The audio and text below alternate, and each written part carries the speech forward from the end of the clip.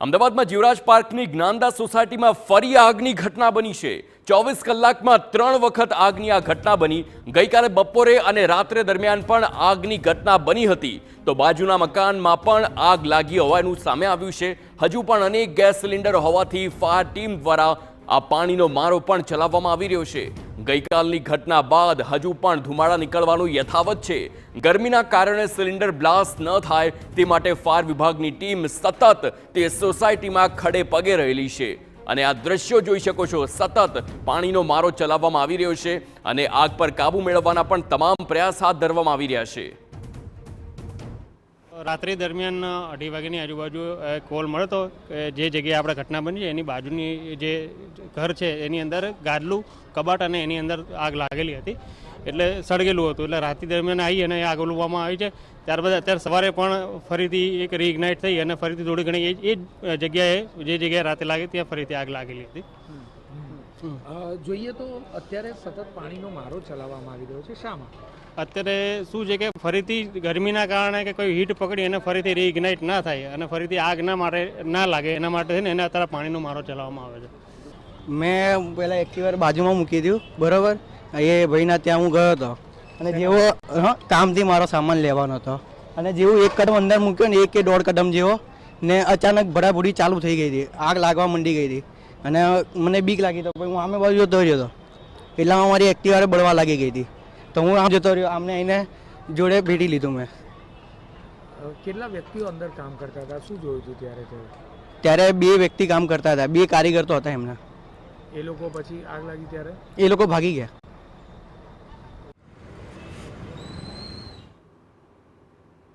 જ્ઞાનદા સોસાયટીમાં લાગેલી આગ બાદ અનેક કિસ્સા આગના ફરીથી પણ જોવા મળ્યા હતા। ત્યારબાદ જોઈએ તો જે સ્ટ્રક્ચર છે તે સ્ટ્રક્ચર ખૂબ જ જર્જરિત થઈ ચૂક્યું છે।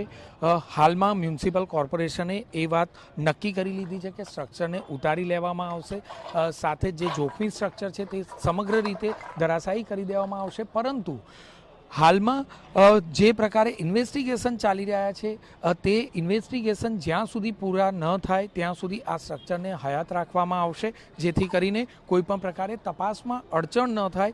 હિયા ઇન્ફોટેક નામથી આ યુનિટ ચલાવવામાં આવતું હતું, રેસિડેન્શિયલ જગ્યા પર કમર્શિયલ એકમ ચાલતું હતું, જોખમી એકમ ચાલતું હતું। અમદાવાદમાં 6,80,000 જેટલા કમર્શિયલ એકમો છે, પરંતુ તેમાંથી જોખમી એકમો કેટલા છે તેનો કોઈ પણ રેકોર્ડ કોર્પોરેશન પાસે નથી। લગભગ 2,000 જેટલા ગેસ સિલિન્ડર અહીં રાખવામાં આવ્યા હતા, ગોડાઉનમાં રાખવામાં આવ્યા હતા। હવે તપાસના આદેશ બાદ આ સ્ટ્રક્ચરને ક્યારે ઉતારી લેવામાં આવે છે તે બાબત સૌથી મહત્વની છે, કારણ કે ઇન્વેસ્ટિગેશન પૂર્ણ થતાની સાથે જ આ સમગ્ર યુનિટને ઉતારી લેવાનો નિર્ણય કોર્પોરેશન દ્વારા લેવાઈ ચૂક્યો છે।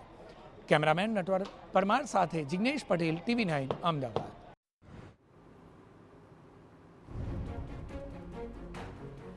તો આ દ્રશ્યો જોઈ શકો છો। આ 3 તસવીરોમાં દ્રશ્યો સ્પષ્ટ દેખાય છે, જેમાં ગઈકાલે સૌથી પહેલી વખત આગ લાગી હતી અને ત્યારબાદ રાત્રે ફરી આગની ઘટના બની અને હવે આજના દ્રશ્યો છે જ્યાં ફરી આગની ઘટના એક જ સોસાયટીમાં વારંવાર ભભૂકી ઉઠી છે।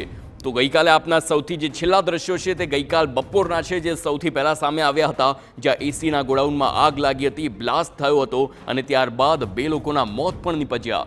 જે પ્રમાણે ફાયર વિભાગ સાથે વાત કરીને સ્થાનિક લોકો સાથે પણ વાત કરી તે જાણવા મળ્યું છે કે આ સ્થળ પર વારે વારે આગ લાગવાની ઘટના બની રહી છે, કારણ કે ગઈકાલે રાત્રે પણ બની હતી અને આજે સવારે ફરી બની હતી અને આ આગ ફરીવાર ન લાગે તેના માટે થઈને અત્યારે સતત પાણીનો મારો પણ ચલાવવામાં આવી રહ્યો છે, કારણ કે મોટા પ્રમાણમાં ગેસના સિલિન્ડર્સ અંદર હોય તેવી શક્યતાઓ છે અને આ ગરમીના કારણે આગ ફરીવાર પ્રસરે નહીં તેના માટે હાલ પાણીનો જે મારો છે તે સતત ચલાવવામાં આવી રહ્યો છે। પરંતુ આ બધાની વચ્ચે સવાલ એ થાય કે આખરે આ બધાની પાછળ બેદરકારી કોની?